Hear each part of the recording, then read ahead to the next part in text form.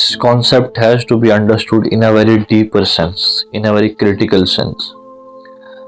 अगर इस कॉन्सेप्ट को हम समझ नहीं पाए तो कहीं ना कहीं परेशानी से, मिजरीज से आज़ाद नहीं हो पाएंगे। फिर भी ज़िंदगी में रहेंगी परेशानियां, गम, ये वो, ऐसा नहीं होगा कि वो ख़त्म हो जाए। लेकिन बड़ा मसला, बड़ी दिक्कत तब आती है कि जब हम लोग जो चीज़ें हमारे सुकून की वजह, जो चीज़ें हमारे पीस की वजह, जब हम उन चीज़ों को ऐसा प्रोजेक्ट करते हैं या उन चीज़ों के साथ इस तरह से एसोसिएट हो जाते हैं या इस तरह से अटैच हो जाते हैं कि वही चीज़ें, वही इंसान जो कभी हमारी सुकून की वजह थी, हमारी खुशी की वजह थी, हमारी बेचैनी की वजह बन गया, हमारी परेशानी की वजह बन गया, हमारी मिजरीज की वजह बन गया, और वहाँ से जो है प्रॉब्लम शुरू होती है। और आज मैं आपको एक बात बताऊं, अपनी ज़िंदगी में ऑब्जर्व करना कि मेजॉरिटी ऑफ द प्रॉब्लम्स उन लोगों की वजह से, उन चीज़ों की वजह से जिनको आप पसंद करते हो, जो चीज़ें आपको पसंद हैं। इसलिए नहीं कि उनकी कोई गलती थी, लेकिन आपका रवैया कुछ ऐसा था, आपकी अटैचमेंट्स कुछ ऐसी थी कि वो चीज़ें नहीं हैंडल हो पाई, वो चीज़ें नहीं मैनेज हो पाई। एलन वॉट्स एक कहानी सुनाते हैं जिसको मैं आपको बताना चाहता हूँ। कहते हैं एक छोटी सी बच्ची को एक खरगोश का बच्चा दिया जाता है और उसको इतना पसंद आता है, उससे इतनी अटैच हो जाती है, उसको गले के साथ दबा लेती है और घर ले जाते गाड़ी में उसको दबा के रखती है और उसके रास्ते में सांस बंद हो जाती है और उसकी डेथ हो जाती है। कहीं ना कहीं इस प्यार और अटैचमेंट के कंफ्यूजन में हमने ये कर दिया है, वो मियाँ बीवी हूँ या किसी माँ बाप के बच्चे हों जिनको उन्होंने एक्स्ट्रा लाड प्यार किया, उससे हुआ ये है कि उन्होंने उसको मार दी है उस अटैचमेंट की वजह से। जैसे उस खरगोश को उस बच्ची ने मार दिया, उसके पोटेंशियल को मार दिया है, उसकी उस चीज़ों को तबाह कर दिया उन्होंने। तो कितनी परेशानी की बात है, कितनी डिस्टर्बिंग बात है। जो चीज़ हमें पसंद थी, जो इंसान हमें पसंद था, हमने उसको तबाह कर दिया, उसके लिए खुद को तबाह कर दिया in the name of this attachment, और हमने इसको कंफ्यूज किया in the name of love. वो एक अलग चीज़ है। एक यहाँ पर बुक है, आपको पसंद है, आप उसको पढ़ते हो, एक दिन वो बुक गुम गई, वो जल गई, आपको कोई खास फर्क नहीं पड़ेगा क्योंकि you loved it, you are not attached to it. दो चीजें बड़ी अलग थी। और मसला ये है कि जब किसी चीज के साथ अटैच हो जाते, आप हमेशा चाहते हो कोई मेरे साथ हो, आप अपना sense of achievement, sense of fulfilment, sense of peace उसके साथ इमेजिन करते हो, वो कोई इंसान हो, वो कोई चीज हो। लेकिन अनफॉर्चुनेटली इस दुनिया की रियलिटी ये है कि इसकी सबसे बड़ी निशानी है इम्परमानेंस, कि यहाँ पर कोई भी चीज परमानेंट नहीं है, हर चीज चेंज होती रहती है। This is ever changing world, हर चीज बदलती रहती है। लेकिन what you are demanding is permanence, permanence of that being. आप ये चाहते हो इंसान हमेशा मेरे साथ रहे, ये चीज हमेशा मेरे साथ रहे, मैं तब ही खुश रहूंगा, जो कि पॉसिबल नहीं है इन एनी सेंस। और आप इस बात को एक्सेप्ट नहीं कर पा रहे। उससे होता ये है कि वो आपके पास जब नहीं होता, वो चीज या वो इंसान, आपकी वही जो सुकून की वजह थी, वो परेशानी की वजह बन जाती है। वही जो खुशी की वजह थी, वो नाअहली की वजह बन जाती है, नाखुशी की वजह बन जाती है। Once something which is source of your happiness has now become a source of your misery. और इससे बड़ी परेशानी और डिस्टर्बिंग बात क्या हुई कि हम अभी तक ये समझ नहीं पाए कि अटैचमेंट की वजह से उन लोगों को जिनसे हम प्यार करते थे, उन रिलेशंस को जिनको हम मेंटेन करना चाहते थे, उन चीज़ों को जिनको हम रखना चाहते थे, हमने उनको कहीं ना कहीं तबाह कर दिया, बर्बाद कर दिया, बिकॉज ऑफ दिस मिसकंसेप्शन। इस बात को हमें समझना पड़ेगा कि attachment will destroy us, attachment will ruin us. हम इमेजिन नहीं कर सकते कि अटैचमेंट कितना बड़ा वर्ड जिंदगी में क्रिएट कर सकती है।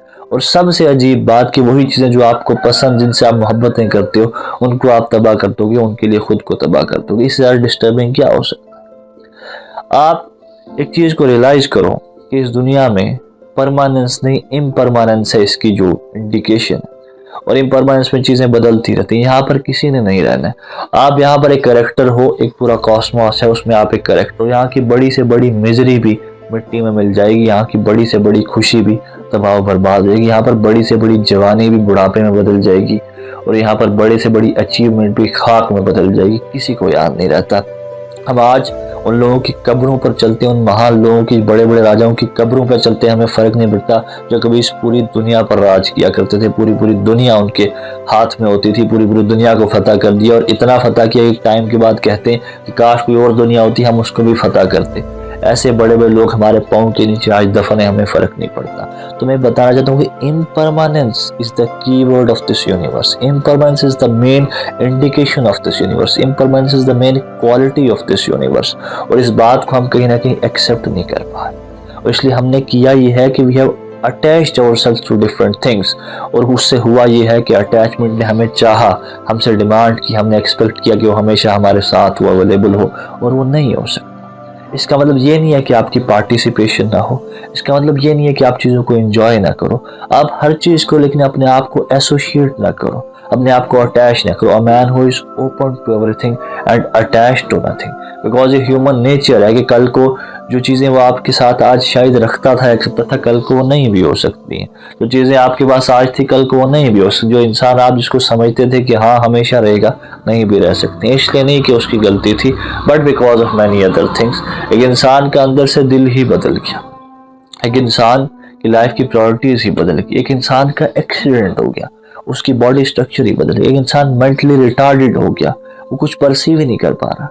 और जिंदगी में तो कभी वादे हुए थे उस इंसान के साथ कि ये होगा, ये होगा, वो होगा। जिंदगी में तो प्लानिंग बनाई थी कि हम ऐसे टीम बनाएंगे, हम ऐसे अचीव करेंगे, और जिंदगी ने आके कहा नहीं, एक नया मोड़ है, तुम यहाँ। तो इंसान हमेशा बेवफा नहीं होता, इंसान को कई बार हालात ऐसी चीज पर मजबूर कर दें कि वो नहीं कर सकता। तो इसलिए कोई इंसान जिसने सिर्फ प्यार किया था विदाउट अटैचमेंट, वो आज भी उस बुक की रिस्पेक्ट करेगा जो जल गई है। वो इस बात को समझेगा कि बुक खुद नहीं जली, वो खुद नहीं मिसप्लेस हुई, हालात थे, मजबूरियां थी, ठीक है, I still love that book. लेकिन जो इंसान अटैच हो गया, वो उसको गले से लगा के अपने आप को भी तबाह कर देगा और उसको भी मार देगा, जिस तरह उस बच्ची ने उस छोटे से खरगोश को मार दिया था। इस बात की रियलाइजेशन ही एनलाइटनमेंट की शुरुआत है कि you love things but you are not attached to them, you are open to everything but not attached to anything.